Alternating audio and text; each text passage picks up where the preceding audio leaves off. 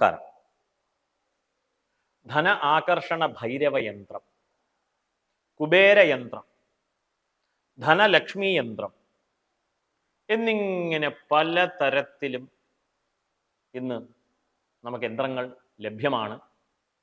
YouTube തുറന്നാൽ തന്നെ നിങ്ങളുടെ കടബാധ്യത തീരും എന്നുള്ള അർത്ഥത്തിൽ ഇതിനെ ഒന്നിനെയും നിരാകരിക്കുന്നില്ല. അങ്ങനെ ഒരു യന്ത്രമുണ്ടോ എന്ന് ചോദിച്ചു കഴിഞ്ഞാൽ തീർച്ചയായിട്ടും ശാസ്ത്രത്തിൽ പ്രതിപാദിച്ചിട്ടുണ്ട്, ഇല്ലെങ്കിൽ പല ഗ്രന്ഥങ്ങളിലും അതിനെക്കുറിച്ച് പ്രതിപാദിച്ചിട്ടുണ്ട് എന്നുള്ള വസ്തുത മനസ്സിലാക്കുക. പക്ഷേ അത് എങ്ങനെ ഉപയോഗിക്കണം, എന്തിനു വേണ്ടിയിട്ട് ഉപയോഗിക്കണം എന്നുള്ള ഒരു വസ്തുതയാണ്, എന്നുള്ള ഒരു വിഷയമാണ് ഇവിടെ ചിന്തിക്കാൻ പോകുന്നത്. അപ്പോൾ ഈ ധന ആകർഷണ ഭൈരവ യന്ത്രം ഇന്ന് ഒരു ഫാക്ടറിയിൽ അടിച്ചിറങ്ങുന്നത് പോലെ മെഷീൻ രൂപേണ അടിച്ചിട്ട് നമുക്ക് ആ യന്ത്രത്തിൽ ഒരു ചന്ദനവും ഒരു കുങ്കുമവും ഒന്ന് പുരട്ടിക്കഴിഞ്ഞാൽ അത് പവിത്രതയായിട്ട് നമുക്ക് ഫീൽ ആവും. അത് കണ്ടാൽ തന്നെ ഇതിൽ എന്തോ ചെയ്തിട്ടുണ്ട് എന്ന് നമുക്ക് മനസ്സിലാവും. വേറെ അതിനകത്ത് ക്രിയകൾ കഴിച്ചിട്ടുണ്ടോ എന്ന് നമുക്കറിയില്ല, വിശ്വാസം മാത്രമാണ്. യന്ത്രത്തെയോ ഇല്ലെങ്കിൽ ഇത് നല്ല രീതിയിൽ ചെയ്യുന്ന ആളെയോ പറ്റിയുള്ള പരാമർശമല്ല, വിമർശനമല്ല, നല്ല രീതിക്ക് എടുക്കുക. കാരണം സാധാരണക്കാർ ഇതിൻ്റെ പുറകെ പോയി ലക്ഷങ്ങൾ നഷ്ടപ്പെടുത്തിക്കൊണ്ടിരിക്കുകയാണ്. ഇത് വെച്ചാൽ ധനം വരും എന്നുള്ളതാണ്. ഇത് വെച്ചാൽ ധനം വരുമെങ്കിൽ ഇത് വീട്ടിലല്ല വെക്കേണ്ടത്, കേരള ട്രഷറിയിൽ വെക്കണം. കേരളം മുഴുവനും സമ്പൽ സമൃദ്ധമാകും. ശരിയല്ലേ? കേരള ട്രഷറിയിൽ നമുക്കൊരു കുബേര യന്ത്രവും വെക്കാം, ധനാകർഷണ ഭൈരവ യന്ത്രം വെക്കാം, മഹാലക്ഷ്മി യന്ത്രം വെക്കാം. അപ്പൊ ഇത് അതിനുള്ളതല്ല എന്ന് മനസ്സിലായി. ധനം എന്ന വാക്കിന് സുഖപരസാധനത്വാത് സുഖശബ്ദേന ധനം അഭിഗൃഹ്യത്തെ. സുഖപരസാധനത്വാത്, ധനം എന്ന വാക്ക് കൊണ്ട് നമുക്ക് ഏതിൽ നിന്നൊക്കെയാണോ സുഖം എന്നുള്ള ഒരു അവസ്ഥ, ആ ഫീലിംഗ്, ആ ഇമോഷൻ ലഭിക്കുന്നത്, അതെല്ലാം തന്നെ ധനം തന്നെയാണ്. കൊച്ചുകുട്ടിക്ക് ധനം എന്താണ് വളരെ ചിന്തിക്കേണ്ട ഒരു കാര്യമാണ്. ഒരു ഇൻഫാന്റ്, ഒരു കുഞ്ഞു പൈതൽ, അവൻ എന്താണ് ധനം? ഒരു ബലൂണാണ് അവന് ധനം. ആ ബലൂൺ പറത്തുമ്പോൾ അവന് മനസ്സിൽ ആനന്ദം ലഭിക്കുകയാണ്, സുഖം ലഭിക്കുകയാണ്. കുട്ടി 5ാം ക്ലാസ് 6ാം ക്ലാസ് പഠിക്കുന്നു, അവന് നല്ലൊരു ജിയോമെട്രി ബോക്സ് ഉണ്ട്, പഠിക്കുവാനുള്ള ഒരു മേശയുണ്ട്. ഇന്നത്തെ കാലത്ത് എന്താണ്, ഒരു ടാബാണോ ഒരു ഒരു ഒരു കമ്പ്യൂട്ടറാണോ അതുണ്ട്. അവന് സന്തോഷം വന്നു, സുഖം ലഭിക്കുന്നു. സുഖപരസാധനത്വാത് സുഖശബ്ദേന.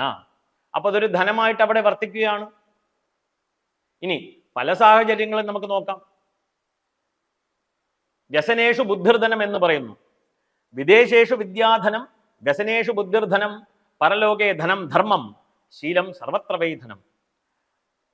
വിദേശത്ത് പോയാൽ അവിടെ വിദ്യയാണ് ധനമായിട്ട് വർത്തിക്കുന്നത്.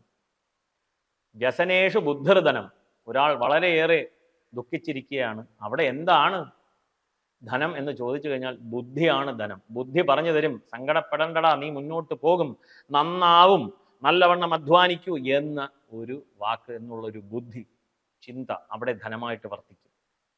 പരലോകേ ധനം ധർമ്മം, പരലോകത്ത് പോയി കഴിഞ്ഞാൽ അവിടെ ധർമ്മം എന്താണ് ചെയ്തത് എന്നുള്ളതാണ്. ഇവിടെയുള്ള 500 രൂപ നോട്ടോ ഗാന്ധിയോ ഡോളറോ ഇല്ലെങ്കിൽ സ്വർണമോ ഒന്നും അവിടെ ചെലവാകില്ല, ധർമ്മമാണ്. ധർമ്മേണ ഗമനമൂർധം ഗമനമതസ്താത് ഭവത്യധർമ്മേണ ധർമ്മയേവ ഹതോ ഹന്തി ധർമ്മോ രക്ഷതി രക്ഷിത.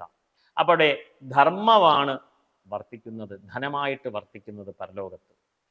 എല്ലാ സ്ഥലത്തും ധനമായിട്ട് വർത്തിക്കുന്ന ഒന്നേ ഉള്ളൂ, നല്ല ശീലങ്ങൾ. ശീലം സർവത്ര വൈ ധനം. നല്ല ശീലം എപ്പോഴും എല്ലാ കാലത്തും ധനമായി വർത്തിക്കുന്നു. ഇവിടെ പറയുവാൻ ആഗ്രഹിച്ച ഒരേ ഒരു മെസ്സേജാണ്, ചിന്തയാണ്. ഈ യന്ത്രങ്ങളെല്ലാം ഉണ്ടോ എന്ന് ചോദിച്ചാൽ ഉണ്ട്. പക്ഷേ അത് എങ്ങനെ, എവിടെ ഉപയോഗിക്കണം? കാരണം നാം സാധാരണക്കാർ ഉപാസകരൊന്നുമല്ല, ഈ കുബേരനെ ഉപാസിക്കുന്നില്ല, മന്ത്രദീക്ഷ ലഭിക്കുന്നില്ല, അതിലേക്ക് ചിന്തിക്കുന്നില്ല. സാധാരണക്കാർക്ക് വേണ്ടിയിട്ടുള്ള ഒരു ഇൻഫർമേഷനാണ്. ഇത് വാങ്ങിച്ച് നമ്മൾ സ്ഥാപിക്കുന്നു, അതിന് പ്രത്യേക ക്രിയകളുണ്ട്, ഇല്ലെങ്കിൽ അതൊന്നും ചെയ്യേണ്ട, വാങ്ങിച്ച് അവിടെ ഫ്രെയിം ചെയ്ത് വെക്കൂ എന്നൊക്കെ പറയുന്നു. എന്നിങ്ങനെ ഒരുപാട് രീതിയിൽ ക്യാമ്പയിനിങ് നടക്കുന്നുണ്ട്. അതുകൊണ്ട് ഏവരും ഒന്ന് ചിന്തിക്കുക. അതിന് പകരം 1 രൂപ ചെലവില്ലാതെ ഒരു വിഷയം കൂടി പറയാം. നിത്യം ഒരു 3 പ്രാവശ്യം കനകധാരാ സ്തോത്രം.